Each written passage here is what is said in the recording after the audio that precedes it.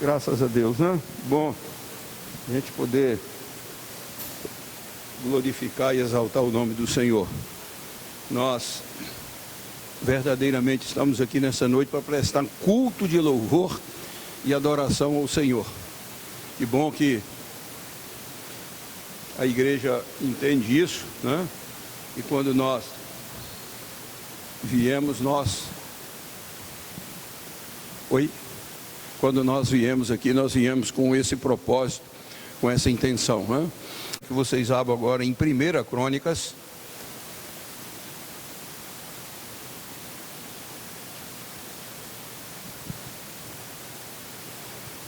capítulo 21. Se você ouviu a ministração de hoje de manhã, né, do irmão Tiago, quando abriram o livro, o que o povo fazia? Ficava de pé. Quando pegava na palavra de Deus para ler, o povo já ficava de pé, né? Amém. Foi a ministração de hoje pela manhã, né, sobre a sensibilidade do povo. E nós vamos falar um pouco sobre impacto transformador. Coisas que muitas vezes acontecem com a gente e que a gente não sabe o porquê daquelas questões, mas é a forma que Deus quer falar comigo, com você. Então nós vamos ouvir e vamos ler uma parte da história de Israel. 1 Crônicas, capítulo 21. Eu quero que você acompanhe a leitura do versículo 10, 11 e 12. Diz assim a palavra do Senhor: vai e dize a Davi, assim diz o Senhor, 3 coisas te ofereço, escolhe uma delas para que te faça. Veio, pois, Gade, o profeta, a Davi e lhe disse, assim diz o Senhor, escolhe o que queres, ou 3 anos de fome, ou por 3 meses seja consumido diante dos seus adversários, e a espada dos teus inimigos te alcance, ou por 3 dias, a espada do Senhor, isto é, a peste da terra, e o anjo do Senhor cause destruição em todos os territórios de Israel. Vê, pois, agora, que responda, porque hei de dar ao que me enviou. Feche os seus olhos. Jesus, eu quero te dar graças pela oportunidade de ministrar a palavra do Senhor e falar um pouco sobre circunstâncias que chegam diante de nós e causam impacto. Quando a irmã Luciana recebeu aquele diagnóstico da sua filha, ela foi impactada. Quantos de nós, Deus, temos estado diante de alguma situação que de certa forma causa impacto da nossa vida? Em todas as situações, Deus busca transformação. E nessa noite, ó Deus, a palavra do Senhor contribua ainda mais para o fortalecimento da nossa fé. Nós oramos e agradecemos no nome de Jesus. Amém. Deus te abençoe, querido. Pode assentar. Se você é um leitor da Bíblia, talvez você possa ter já se perguntado ou perguntado a alguém sobre algumas questões. Pastor, eu tenho lido a Bíblia e eu estou vendo que lá no livro de Samuel fala a mesma coisa que está em Crônicas. Você lê lá em Reis, fala a mesma coisa, assim, não poderia ser uma escrita só? Não.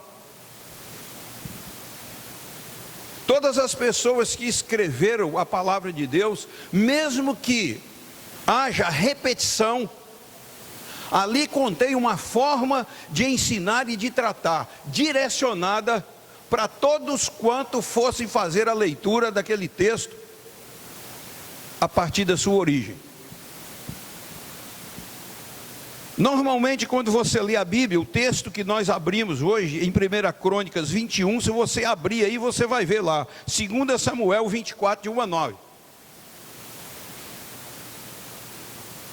Samuel, quando ele escreve a palavra do Senhor, ele tinha uma motivação, era o aspecto moral. Se você ler os livros de Samuel, você vai ver que ele trata diretamente com o pecado das pessoas. Quando você vê o mesmo assunto sendo repetido, quando você lê Crônicas, os autores ou escritores de Crônicas, eles queriam apontar a autoafirmação do governo de Israel. Ele estava falando aqui de consolidação do Estado de Israel. Então ele aborda o assunto, mas ele tinha uma conotação diferente. Então preste atenção. Davi estava se achando, já era uma pessoa já amadurecida, já tinha feito todas as guerras, conquistado todas as coisas, o país estava crescendo demograficamente, territorialmente ele já tinha estabelecido as fronteiras, e agora ele estava numa idade, no contexto do seu governo, que ele se achava. Ele resolveu fazer coisas que Deus não tinha autorizado ele a fazer. E ele promove um censo. E ele chama o seu general e diz para ele: olha, eu queria que você contasse para mim as pessoas. Ele disse: rei, porventura não é Deus que governa todas as coisas? Ele disse: mas eu estou te mandando. E esse general de Davi fez o censo e trouxe o resultado para Davi. No decorrer dessa história, o profeta procura Davi e diz: olha, você fez coisa que não agradou a Deus. Aí Davi caiu na real.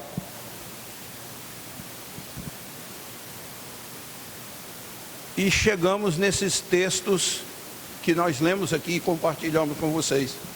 Deus chama o profeta Gade e diz: fala para Davi escolher 3 coisas.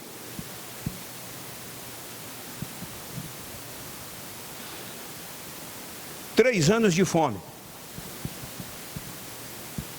3 meses de perseguição. Eu vou colocar os vizinhos para guerrear contra ele e vão ter guerra e dificuldade. Ou 3 dias da espada do Senhor. Sim, o que era a espada do Senhor? Peste, direcionada pelo anjo do Senhor. E o profeta disse assim: eu quero a resposta rápida, porque Deus está aguardando a sua decisão. Eu não posso deixar você pensar. E Davi, como era uma pessoa muito inteligente, ele preferiu ficar sobre a mão de Deus. Eu prefiro os 3 dias, porque eu conheço Deus, e eu já vou pedir perdão, vou reconhecer que eu errei, e eu quero ficar na mão de Deus, e eu tenho certeza que Ele vai aplacar esse juízo dele. Eu prefiro ficar 3 dias na mão do Senhor. Querido, preste bem atenção que você vai ouvir. No território de Israel, naqueles dias, morreram 70 mil pessoas. Em 3 dias, morreram 70 mil pessoas. Eu fiz uma conta para a gente raciocinar. Se você pegar o território de Israel daquela época em metro quadrado, em quilômetro quadrado, e dividir por 70 mil, deu 1 habitante por cada quilômetro quadrado. 1 habitante, ponto. Se você pegar o resultado de coronavírus aqui no Brasil, registro e dados agora do mês de agosto, que já morreram 100 mil pessoas, e você dividir por quilômetros quadrados, dá 0,1 habitantes por quilômetro quadrado. Você está entendendo o que eu estou ministrando para você? Eu te pergunto, o que mais, ou qual foi a peste que mais impactou? A nossa agora, ou aquelas 70 mil pessoas num país pequenininho, naquela época, onde não tinha indústria, não tinha mecanização, não tinha nada. O que queria fazer mais falta? Pastor, mas eu não estou entendendo, senhor. O senhor está dizendo que as pessoas que morreram aqui agora não vão fazer falta? Não é isso que eu estou falando com você. Eu estou te dando dados para você raciocinar como que Deus age, o que que Ele faz, o que que Ele permite. Enquanto governantes do mundo estão querendo achar alguém para botar a culpa do coronavírus, eu digo para você que isso é algo que está no controle de Deus. Ele sabe o que está fazendo, o porquê está fazendo. Ele fez isso no passado, faz hoje e vai continuar fazendo até o dia que Jesus vai voltar. Por quê? Porque nós precisamos muitas vezes nas nossas vidas sofrer impactos para nós nos posicionarmos e sabermos verdadeiramente. Sim, pastor, então por que que Deus não entendeu que Davi era o culpado e não matou ele somente? E deixou que 70 mil pessoas morressem inocentemente? Querido, a mesma coisa está acontecendo hoje. Com certeza, Deus sabe de todas as coisas. E tudo isso que tem feito parte da nossa história hoje, haverá um dia de ter as respostas das suas motivações. Mesmo que a gente saiba que interesses financeiros, políticas, governamentais, industriais, socialistas possam estar envolvidos nesse contexto, mesmo que a gente tenha direcionamento e motivação para pensar nessa linha de raciocínio, mesmo assim, eu digo para você que Deus tem o controle de todas as coisas. Aleluia! Deus tem o controle de todas as coisas. Então, por que Deus não puniu Davi? Presta atenção, querido, aonde eu quero chegar com vocês. Depois que Davi viu que aquela praga já tinha consumido, e só notícia ruim, ele foi para a presença do Senhor.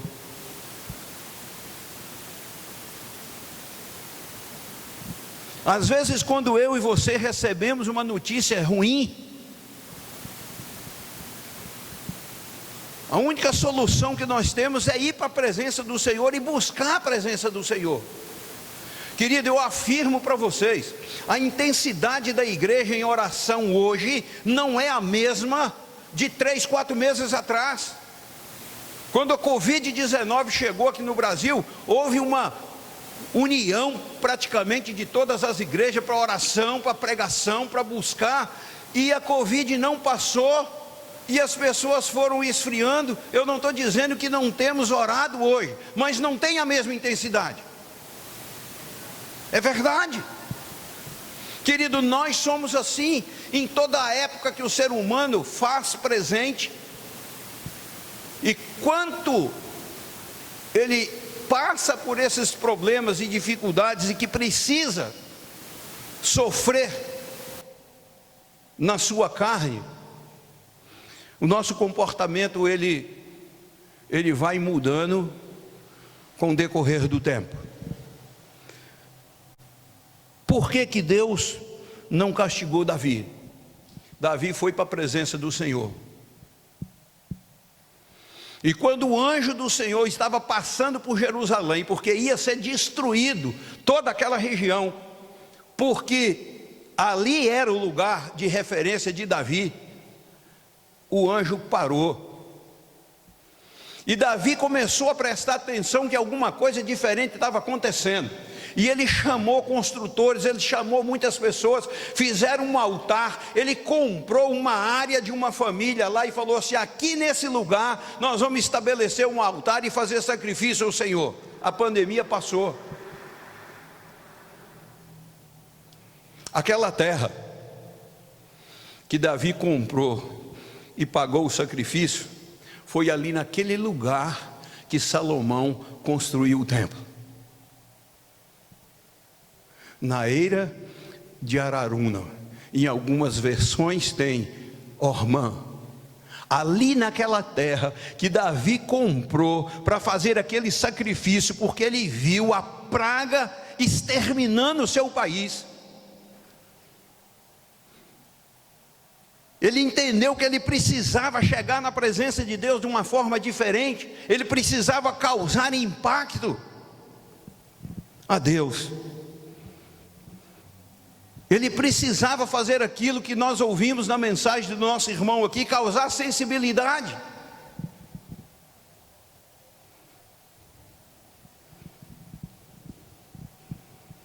Ele precisava transformar aquele momento de tristeza aí em alegria.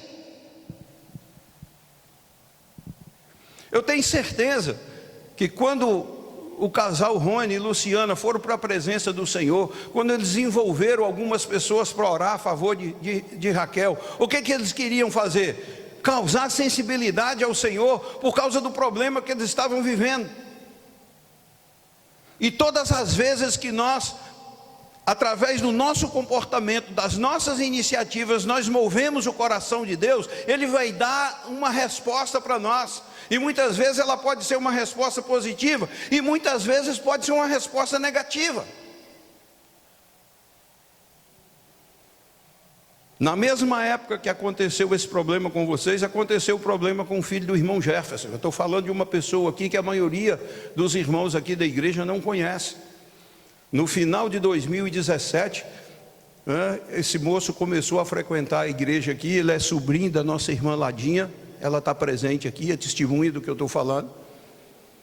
Ele aceitou Jesus, ele converteu, ele começou a assistir, e foi deparado com um problema de saúde do filho dele, de 19 anos. O menino veio a falecer ontem. Hoje de manhã eu estava lá no velório com eles.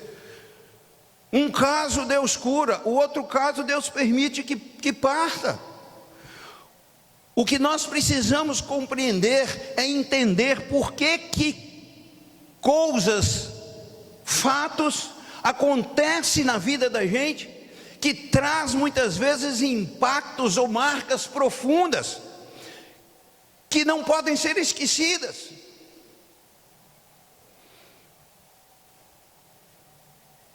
Quando Jesus curou a minha filha Larissa, e eu não era crente, eu não entendia o que Deus queria fazer, mas através da enfermidade que Ele permitiu na minha filha, Ele trouxe a minha esposa e eu para a presença dEle, e os impactos foram muito grandes na minha vida. Muitas decisões eu tive que tomar.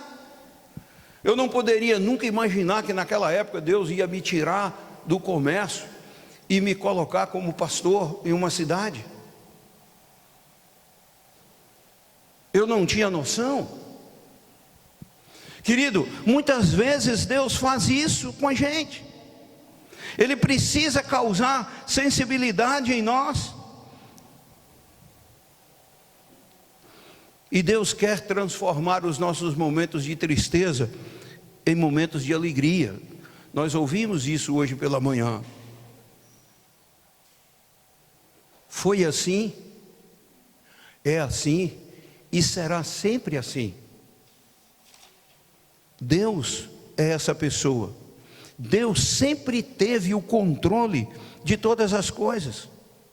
Deus precisava tratar com Davi para ele tomar algumas decisões, porque ele estava muito empolgado com a construção do templo. Deus havia dado estratégias para ele, ele estava comprando as coisas, e Deus já tinha falado com ele que não era ele que ia construir o templo, mas o filho dele, porque a espada dele fora banhada de sangue, e ele não ia ter oportunidade de construir o templo. Mas Davi estava tomando iniciativas e fazendo coisas que não era para ele. E ele fez esse censo, eu imagino, porque ele queria saber qual a quantidade de pessoas que tinham para envolver aquelas pessoas na construção do templo.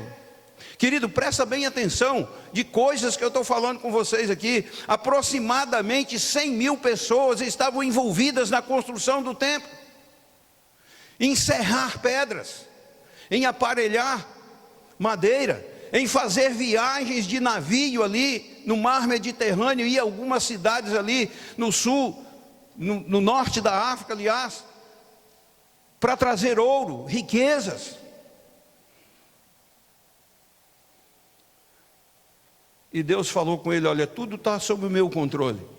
Mas ele tomou a iniciativa de fazer um censo, e ele precisava aprender naquela situação. Queridos, os nossos governantes hoje do mundo, eles precisam aprender algumas coisas. E enquanto eles não aprendem, enquanto eles não se aparelham nas suas iniciativas, Deus vai permitindo que as coisas continuem acontecendo.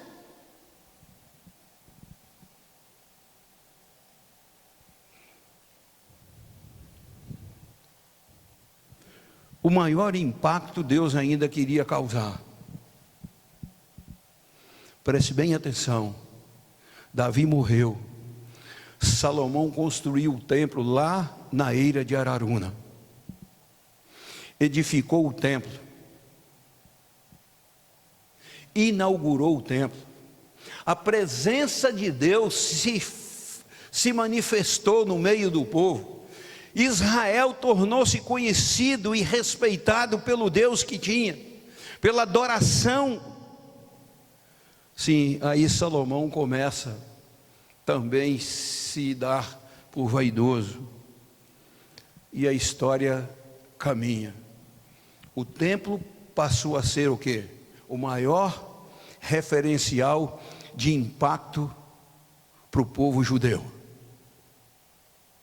Eles batiam no peito: nós temos todas as coisas.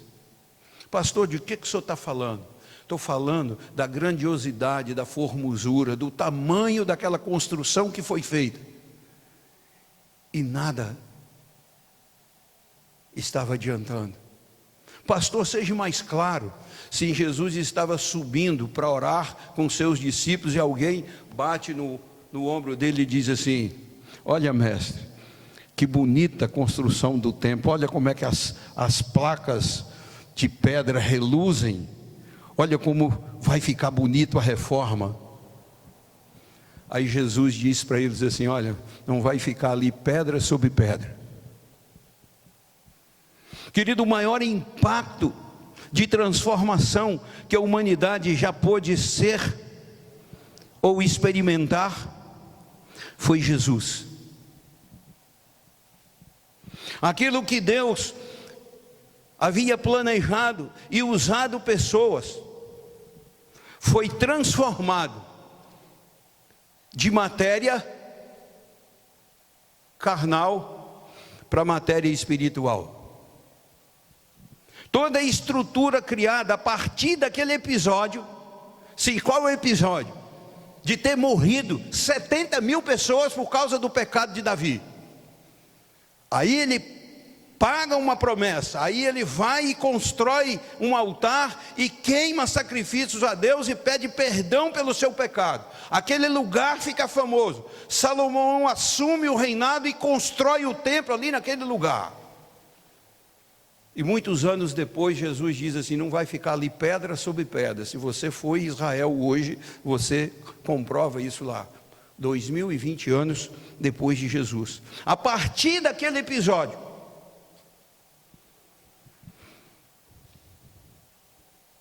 o templo tornou-se o referencial. E aí precisava ter um outro impacto. Então Deus permitiu que tudo aquilo fosse destruído. E Ele colocou o templo espiritual, chamado Jesus Cristo, Filho do homem, Filho de Deus. toda a escrita, todo o projeto, tudo aquilo que aconteceu com as pessoas no passado, que acontece comigo ou com você hoje, e que possivelmente poderá acontecer com a geração futura, se Jesus não voltar, vai causar, por algumas circunstâncias, impactos na nossa vida.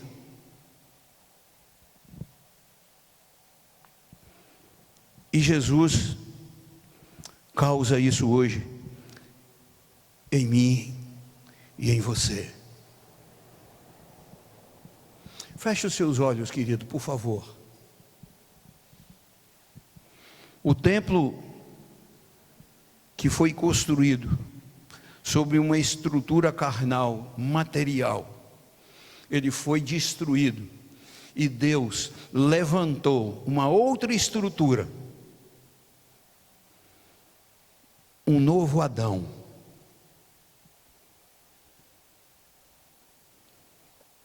capaz de atender a minha e a sua necessidade hoje. Porque a estrutura de Deus hoje, a grande estrutura de Deus hoje, transformadora, precisa estar dentro do meu e do seu coração.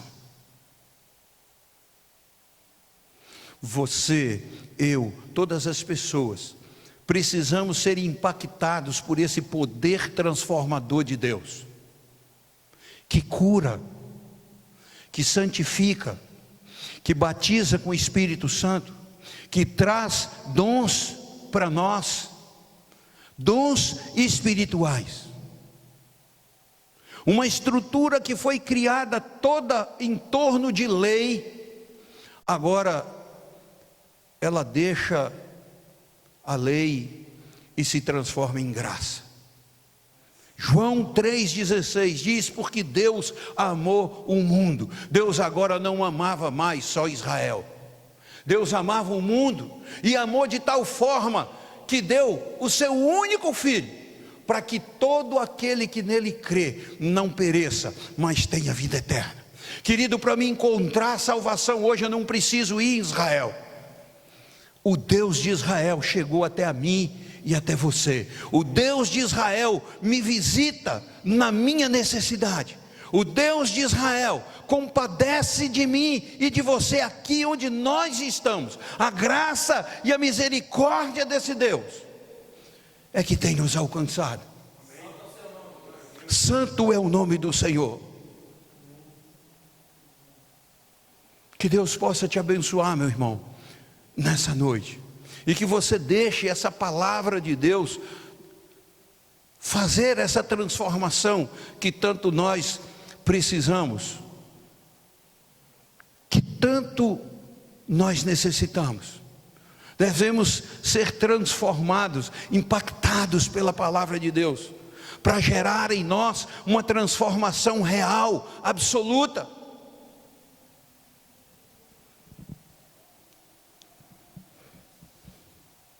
Continue com seus olhos fechados, meu irmão, por favor, em nome de Jesus. Olhe para dentro de você. O que você precisa mudar hoje? Eu posso ser seu pastor, seu amigo, posso às vezes não te conhecer tanto, mas eu tenho certeza que você se conhece. Olha para dentro de você. O que precisa ser mudado? Você tem deixado que os frutos do Espírito Santo hajam na sua vida? Ser transformado pelos frutos do Espírito? Querido, nós não vamos ser transformados pela lei. A lei, ela é muito boa para nós estudarmos e aprendermos e vermos na lei a graça do Senhor Jesus.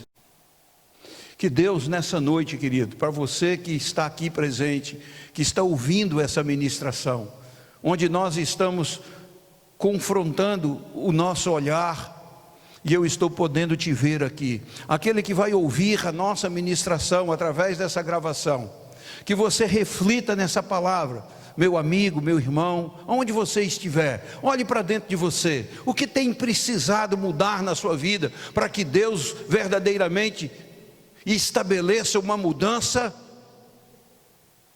nos seus dias.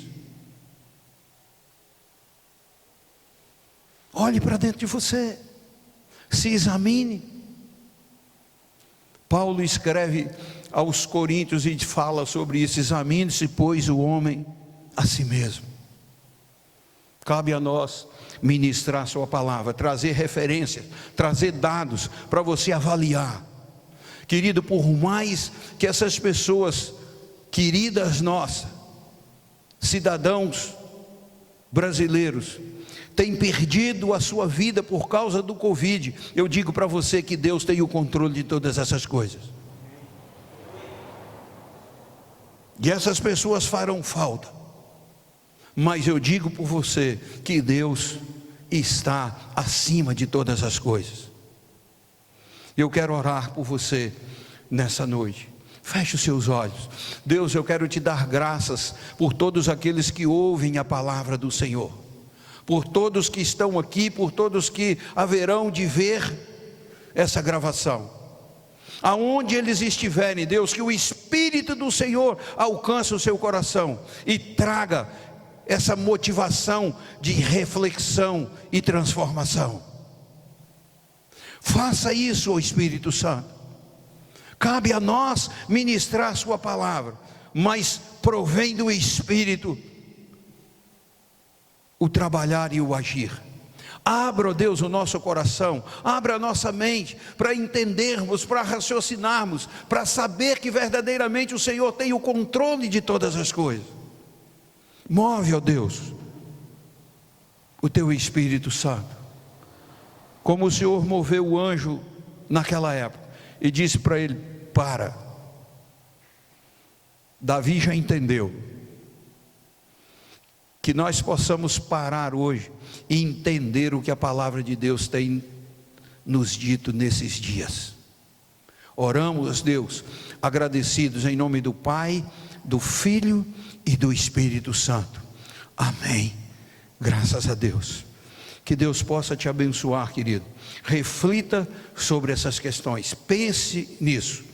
Antes de sairmos, eu quero só anunciar aqui os aniversariantes dessa semana: o irmão Ivonilto, Thaís Machado, Guinéria, a irmã Isabel e o irmão Sidônio, dia 17, 18, 20 e 21. São os irmãos que vão aniversariar durante essa semana. Que você possa orar por eles, se possível fazer uma ligação. Se você conhece e sabe quem é o irmão Jefferson, dê uma ligada para ele, dê um apoio. Eu tive lá hoje pela manhã. O evangelista Igor teve, quando terminou a escola bíblica dominical, também esteve por lá. Tinha muitos jovens, colegas dele da faculdade lá. Nós tivemos a oportunidade de orar e agradecer a Deus e pedir ao Senhor que conforte aquela família. Vamos orar mais uma vez e agradecer o Senhor e encerrar o culto. Pai de amor,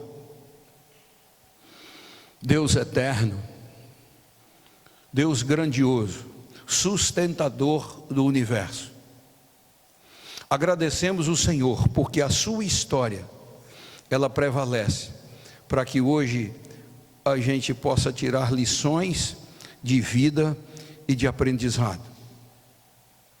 Fica conosco, Senhor, abençoe o teu povo, cuida, ó Deus, daqueles que são seus, que pertencem ao Senhor. Dá-nos, ó Deus, a oportunidade de testemunhar, de vivermos a sua palavra e de anunciarmos a sua palavra. Que todos os dias, como orou nosso irmão hoje aqui pela manhã, que todos os dias nós possamos pedir ao Senhor que nos dê experiência de viver aquilo que nós acreditamos e que pregamos. Dá-nos essa oportunidade, ó Deus, de vivenciarmos a sua palavra. Nós oramos, Deus, agradecidos, que a paz do Senhor, que excede todo entendimento humano, guarde o nosso coração e a nossa mente firmes em Jesus Cristo, nosso Senhor e o nosso Salvador. Amém. Graças a Deus.